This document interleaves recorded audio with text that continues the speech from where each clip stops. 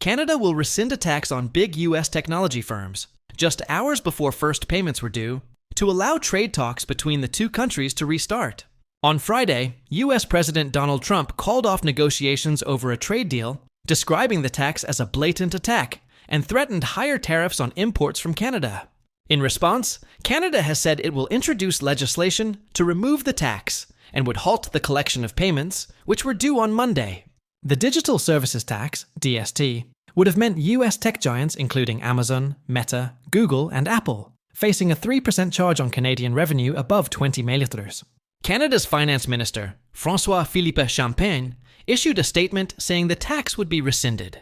The DST was announced in 2020 to address the fact that many large technology companies operating in Canada may not otherwise pay tax on revenues generated from Canadians. It said, Canada's preference has always been a multilateral agreement related to digital services taxation, the statement added. Many countries, including the UK, are changing how they tax large multinational technology firms, which have millions of customers and advertisers around the world, but high corporation tax bills due to the way their businesses are structured.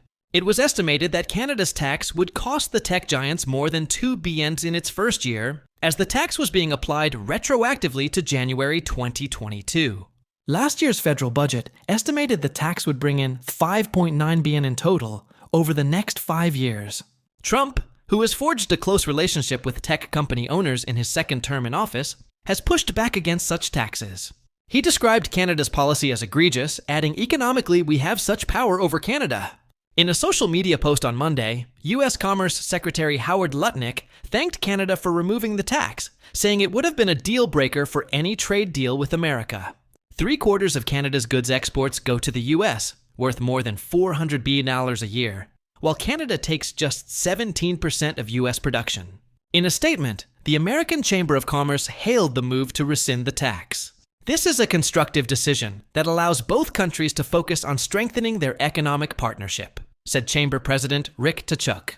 Canada's climb down comes after a rollercoaster few months for U.S.-Canada relations. Shortly after taking office, Trump threatened to impose sweeping new tariffs and even to annex the U.S.'s northern neighbor.